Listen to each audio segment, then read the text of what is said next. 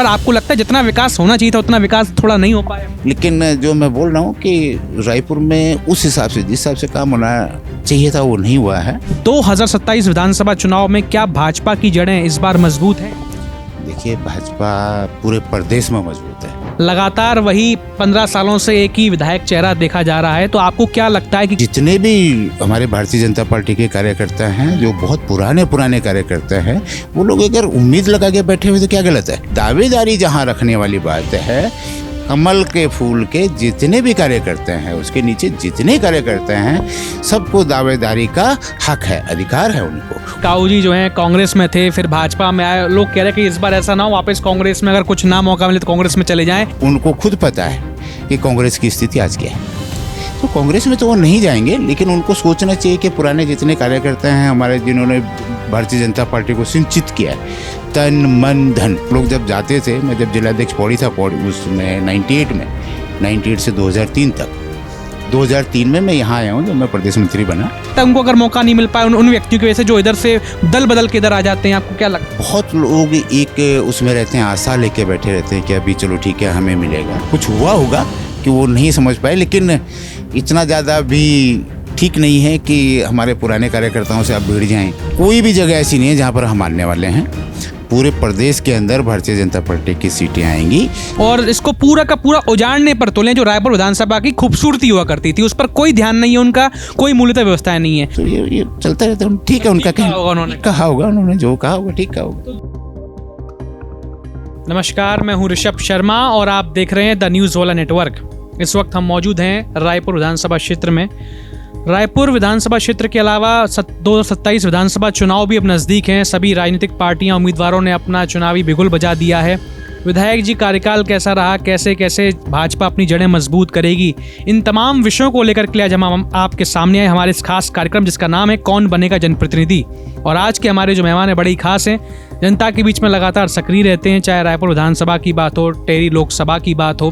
टिहरी लोकसभा से महारानी जी जो कि सांसद हैं, वहाँ से उनके प्रतिनिधि भी हैं, और रायपुर विधानसभा में भी लगातार अपनी जड़ों को, भाजपा की जड़ों को मजबूत करने में जनता के बीच सक्रिय रहते हैं। हमारे साथ मौजूद हैं विनोद खंडूरी जी। नमस्कार सर, स्वागत है आप। नमस्कार, धन्यवाद। आप एक पूर्व सैनिक भी रहे हैं और लगातार राजनीतिक और खासकर भाजपा संगठन में भी सक्रिय जनता के बीच में रहते हैं। इस बार मैं आपसे जानना चाहता हूं कि इस बार क्या लग रहा है, खास करके रायपुर विधानसभा क्षेत्र में 2027 विधानसभा चुनाव में क्या भाजपा की जड़ें इस बार मजबूत हैं? देखिए, भाजपा पूरे प्रदेश में मजबूत है और भाजपा ने काम किया है, ये काम लोगों को दिख भी रहा है।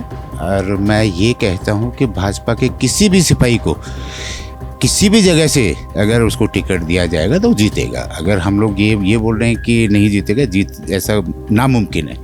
भारतीय जनता पार्टी इतनी मजबूत है, और आप देख रहे हैं पूरी सड़कों के उससे देख रहे हैं, सड़कों के जाल से देख रहे हैं कितना विकास हुआ है, वो भी आप देख रहे हैं। तो ये सारी चीज़ें मुझे नहीं लगता कि कहीं पर भाजपा पीछे है।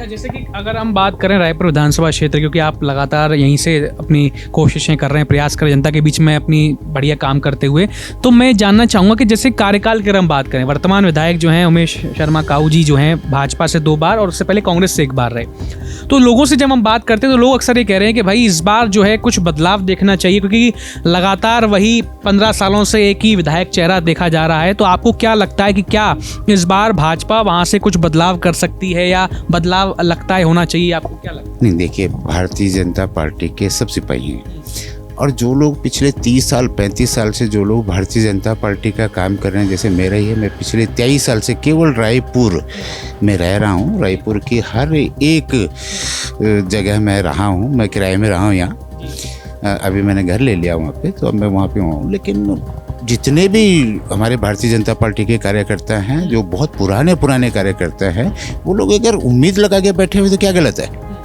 सब लोग उम्मीद में लगाए हुए हैं। और ये नहीं है कि हम जो विधायक जी के लिए भी हम गलत नहीं बोलेंगे, ऐसे क्यों हमें गलत बोलना है? लेकिन एक दावेदारी जहाँ रखने वाली बात है, कमल के फूल के जितने भी कार्यकर्ता हैं, उसके नीचे जितने कार्यकर्ता हैं, सबको दावेदारी का हक है, अधिकार है उनको। वो कर सकते हैं, अपना अधिकार तो रखना चाहिए। तो जैसे एक विरोधाभास भी वहाँ देखने को मिल रहा है रायपुर में। अक्सर लोग कह रहे हैं कि भाई जिस तरह से काऊ जी जो हैं कांग्रेस में थे, फिर भाजपा में आए, लोग कह रहे हैं कि इस बार ऐसा ना हो वापस कांग्रेस में, अगर कुछ ना मौका मिले तो कांग्रेस में चले जाएं। एक कहीं ना कहीं लोगों में असमंजस की स्थिति बनी हुई है। नहीं, ऐसा तो शायद मुझे भी नहीं लगता है कि ये वाली स्थिति बन जाए कि वो कांग्रेस में चले जाए, क्योंकि उनको खुद पता है कि कांग्रेस की स्थिति आज क्या है।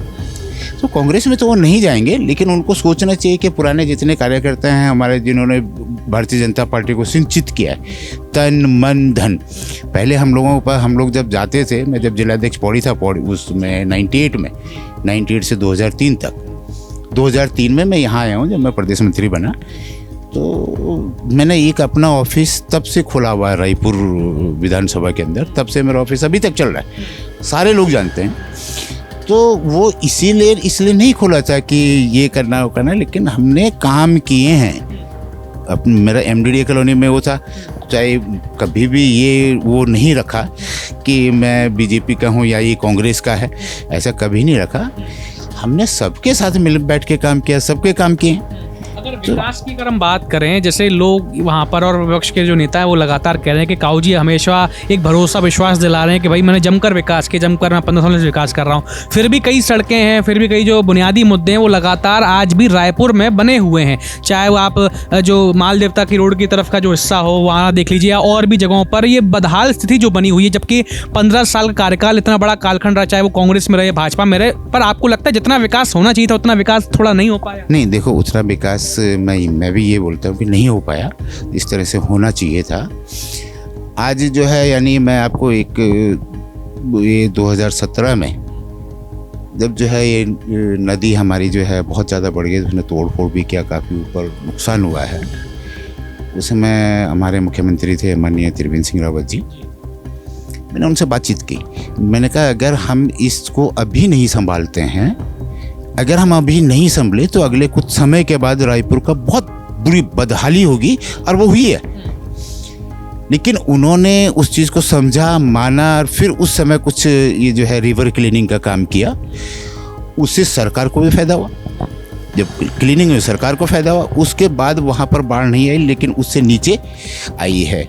अभी भी जैसे वो जो है रिवर क्लीनिंग वाली बात जो चल रही है, उसके ऊपर ठीक है, काम करना अच्छी बात है, लेकिन काम को किस तरह से करना है, यानी अपने अपने विचार होते हैं ना। एक परमानेंट सॉल्यूशन कहीं ना कहीं नहीं दिख पा रहा है। बिल्कुल, वो मुझे भी लगता है। मेरे कई बार उस समय वो थी सोनिका जी, उस समय DM थी, मैंने उनसे बात की थी कि आप जो है इसको इस तरह से करो। उसमें बोलते फॉरेस्ट की बात आ जाएगी, तो भाई फॉरेस्ट से बात करनी चाहिए ना। जहाँ फॉरेस्ट के 10 पेड़, अगर पेड़ों का जिम्मेदारी वाली बात आती है, अगर फॉरेस्ट के 1000 पेड़ अगर बह रहे हैं, तो हमें 10 पेड़ की निगरानी करनी चाहिए, 1000 पेड़ों की करनी चाहिए। ये भी तो एक जो है व्यवस्था होनी चाहिए तरीके से।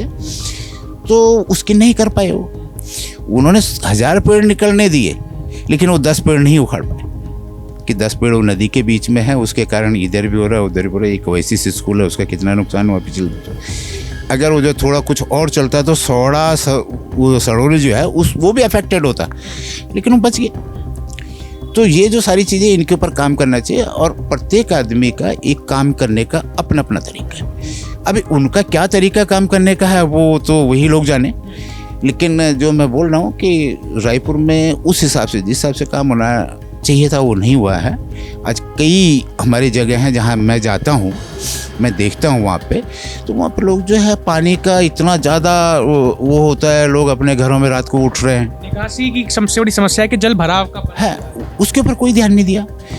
तो ठीक है, लोगों का अपने अभी अगर उन्होंने अच्छे काम किए हैं तो लोग उनको क्यों बोलते, अगर अच्छे काम नहीं किए हैं तो बातें उठ के आ रही हैं, तो वो तो आएंगे। अगर आप जो है गलत काम करेंगे तो उठे के आएंगे। जैसे कि अगर हम एक बात समझें कि काऊ जी जो हैं वो कांग्रेस पृष्ठभूमि से नेता रहे एक लंबे समय से, और उसके बाद वो भाजपा में आ गए, तो मेरा सवाल आपसे, आप तो लगातार भाजपा से सक्रिय सदस्य भी रहे हैं और रायपुर में लगातार कोशिश करते जनता के बीच भी रहते हैं, तो जब एक व्यक्ति किसी अलग पार्टी से, कांग्रेस पार्टी या कोई भी विपक्षी दल हो गया, उससे जब भाजपा में आ जाता है, उसको जल्दी टिकट मिलता है और उसके बाद वो विधायक का जो भी चुनाव है उस चुनाव का वो अपना मंत्री बन जाते हैं, कई लोग विधायक बन जाते हैं। लेकिन जो भाजपा का मूलतः जो संगठन का कार्य करता है, क्या उसको हताशा नहीं होती होगी? आपको लगता है उनको अगर मौका नहीं मिल पाए उन व्यक्तियों की वजह से जो इधर से दल बदल के इधर आ जाते हैं, आपको क्या लगता है? देखिए, ये तो आपने बहुत अच्छी बात कही है।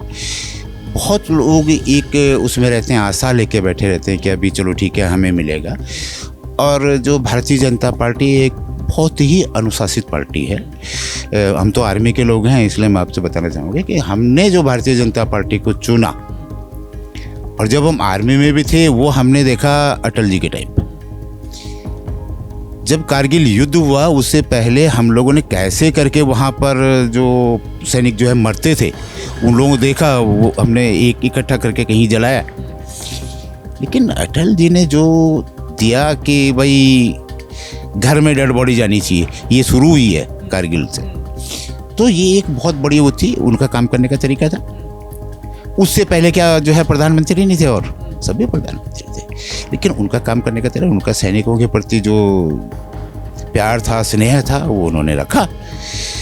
लेकिन जहाँ आप जो है रायपुर की लगातार बात करें, ठीक है रायपुर की बात होनी चाहिए, लेकिन विधायक जी को सोचना चाहिए। अभी आपने एक चीज़ और मेरे से पूछा था कि जैसे कांग्रेस से है, देखो ऐसा होता है कि हमारे जो परंपरा है, हमारा बेटा है तो उसको जो है बहू भी अगर लाएंगे तो पुराने ज़माने में बहुत सोच समझ के लाते थे। अब वो बहू जब हमारे पास आती है, हमारे परिवार में आती है, तो उनको उस बहू को एडजस्ट होने में बहुत समय लगता है, क्योंकि वो अपने रिश्तेदारों को पहचान नहीं पाती है, किसी को समझ नहीं पाती है कौन कैसे रिश्तेदार। तो ये शायद कुछ हुआ होगा कि वो नहीं समझ पाए, लेकिन इतना ज़्यादा भी ठीक नहीं है कि हमारे पुराने कार्यकर्ताओं से आप भिड़ जाएं। ये मैंने सुना है, लड़े हैं, ऐसा नहीं करना चाहिए था, क्योंकि उनकी अपनी एक पृष्ठभूमि में अपने हिसाब से काम करते हैं। लेकिन हमारे भारतीय जनता पार्टी का आपने तब भी देखा होगा, कहीं पर भी लोग वो जो है अग्रेसिव नहीं हुए, उन्होंने अपने अग्रेसिव वो नहीं देखा, वो अपने आप काम करते रहे, अपना काम कर रहे हैं। और आज अगर क्या वो जो है, जब जो है हमारे प्रधान जी हमारे जब चुनाव लड़े हैं, तो क्या हमने वोट नहीं दी? हमारी भारतीय जनता पार्टी का एक जो भी भारतीय जनता पार्टी से जुड़े हुए हैं वो अनुशासित हैं, और उनका केवल एक ध्येय होता है कि हमारी पार्टी को जीतना चाहिए, चाहे कोई भी आए हों, उनको जिताया उन्होंने, हमने उनको वोट दिया, 2 बार वोट मैंने भी दिया। मैं अगर समझूं कि इस बार कई लोग, जब वहाँ दावेदारी का दौर चल रहा है, आप भी एक पुराने दावेदार हैं, पुराने सक्रियता से काम कर रहे हैं, आपको अगर भाजपा पार्टी मौका देती है तो क्या निश्चित रूप से ये पुनः जो भाजपा की अब सीट है 2 बार से, इस बार भी भाजपा की सीट बनाने का काम किया? मैंने आपको बताया ना कि भारतीय जनता पार्टी की सीट कोई भी जगह ऐसी नहीं है जहाँ पर हम आने वाले हैं। पूरे प्रदेश के अंदर भारतीय जनता पार्टी की सीटें आएंगी, चाहे दावेदार कोई भी हो, सीट भारतीय जनता पार्टी के। एक चीज देखी जाती है कि भाई लोग कहते हैं भाजपा के कमल का चेहरा हमारा चेहरा है, कमल का चेहरा, पर उसी कमल के चेहरे पे अगर हम कई जगह देखें, चाहे हरिद्वार जनपद को देख लीजिए, कमल के चेहरे पर ही हरिद्वार जनपद में भी भाजपा चुनाव लड़ी, पर 11 में से 8 सीटें हार गई। तो एक बड़ा प्रभाव आपको लगता है कि उम्मीदवार का भी होता है कि हाँ भाई अगर उम्मीदवार अच्छा हो तभी कहीं ना कहीं जीत हो? नहीं, देखो ये चीज़ें होती हैं, लेकिन कई चीज़ें ऐसी होती है, जैसे हरिद्वार डिस्ट्रिक्ट है, इसमें हमारे कार्यकर्ता इतना ज़्यादा नहीं थे, और अब धीरे धीरे वहाँ भी बढ़ रहे हैं कार्यकर्ता। तो अभी जो है वहाँ जब कार्यकर्ता बढ़ जाएंगे, जैसे अभी हमारे जो है वो जो है सांसद लड़े त्रिवेंद्र जी, उनको अच्छा वोट मिला, वहाँ से जो पहले वोट मिला था उससे ज़्यादा वोट मिला, तो वहाँ वो जो बढ़ रहे हैं धीरे धीरे, और हम आगे बढ़ेंगे। कांग्रेस के एक नेता हैं, आप जानते होंगे, गुरु जी, जिन्हें आप सभी लोग जानते हैं, नेगी जी, जो हैं कांग्रेस से लगातार दावेदारी कर रहे हैं, वो अक्सर कहते हैं कि आप देखिए क्या विकास कर रहे हैं रायपुर के विधायक और भाजपा का कार्यकाल, जब देखो तब कमीशन खोरी हो रही है। जो हमारा हिमालय पर्वत की जो धरोहर है, हमारा पर्यावरण है, तमाम चीज़ें, नदियां हैं, उन सबको वो अपने खनन के तमाम आरोप लगाते हैं कि भाई खनन चल रहा है, खनन उनके अवैध खनन करवाने में मशगूल हैं विधायक जी, और इसको पूरा का पूरा उजाड़ने पर तुले। जो रायपुर विधानसभा की खूबसूरती हुआ करती थी, उस पर कोई ध्यान नहीं है, उनका कोई मूलतः व्यवस्था नहीं है। तो इतना बड़ा आरोप लगाना खास करके भाजपा के विधायक पर वर्तमान में, और साथ में उन एक को भाजपा के संगठन के तौर पर भी, आपको क्या लगता है कि वास्तविक रूप में वो बिल्कुल बात सही कह रहे हैं, गलत कह रहे हैं? नहीं, देखो अगर मैं वैसी वाली बात करूंगा, गुरुजी हमारे जो है संघ से रहे हैं शुरू से ही, उनकी जो विचारधारा संघ की है, संघ की विचारधारा है, उन्होंने जो भी बात रखी होगी संघ की विचारधारा से रखी होगी। ठीक है, उन्होंने पार्टी जो है कांग्रेस चुनी है, वो अलग चीज़ है, लेकिन विचारधारा उनकी जरूर ये होगी। अगर उन संघ वाले लोग जितने भी हैं, अगर कहीं पे गलत बात होती है तो उसका जवाब तुरंत देते हैं। ये मैंने देखा है, इतने अपने 30 साल की इस राजनीति के उसमें मैंने देखा है। तो ये चलता रहता है। ठीक है, उनका कहा होगा उन्होंने। कहा होगा उन्होंने, जो कहा होगा ठीक कहा होगा। तो दर्शकों, ये थे हमारे साथ में खंडूरी जी, जिन्होंने अपनी बात को बड़ी खुल करके रखा और बताया कि इस बार रायपुर विधानसभा में अगर उन्हें मौका मिलता है तो निश्चित रूप से पुनः भाजपा की सीट जो है उन्हीं के पास, भाजपा के संगठन के पास रहेगी और निश्चित रूप से जितना विकास पिछले कार्यकालों में नहीं हुआ उतना विकास वो करने का प्रयास करेंगे। बहरहाल चुनावी परिणाम और चुनावी दावेदारियों में किसको क्या टिकट मिलेगा ये तो वक्त ही बताएगा। पर हाँ, आप इस तरह की और भी तमाम खबरों को, ग्राउंड रिपोर्ट्स और इंटरव्यूज को देखने के लिए देखते रहिए द न्यूज़ वाला नेटवर्क। बहुत बहुत धन्यवाद।